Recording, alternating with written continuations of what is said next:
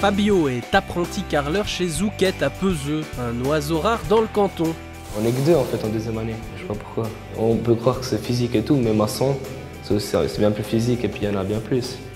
Vous avez bien entendu que 2 en deuxième année et pas plus en première ou en troisième, à n'y rien comprendre, car contrairement à certains métiers du bâtiment, le carreleur travaille au sec, mais ce n'est pas pour ça que Fabio s'est lancé dans cette formation. Étant plus petit, j'allais souvent voir mon père sur les chantiers, puis ça me plaisait. J'ai fait plusieurs stages dans le bâtiment, puis c'est le métier de carreleur que j'ai préféré. Il vous a jamais découragé, il vous a jamais dit non, fais pas ce métier, mon Dieu. Il me disait plus les désavantages que les avantages, puis ça m'a quand même plu, puis j'ai quand même fait ça. Plus il le pratique, plus il aime son métier. C'est un métier artisanal où il y a de moins en moins de carreleurs qualifiés.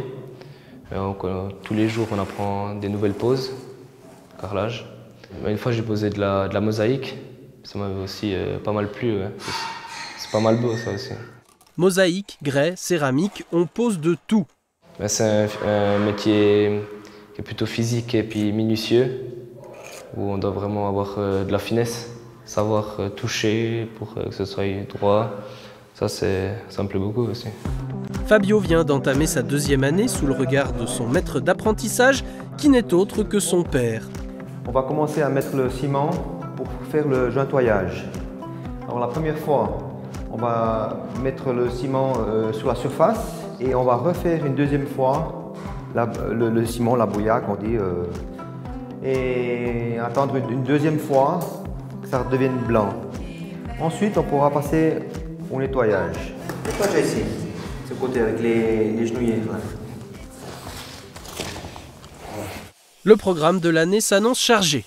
Faire les joints correctement, et puis faire les coupes avec la carrelette, savoir utiliser la meule, ça c'est ce qui est important. Puis gentiment commencer à poser, faire une salle de bain seule, faire des sols, travail autonome quoi. Pouvoir parler avec l'architecte ou le client aussi, ça fait envie déjà de pouvoir commencer ça. Sinon savoir poser de la pierre, faire de la mosaïque aussi, ce que je fais rarement quoi.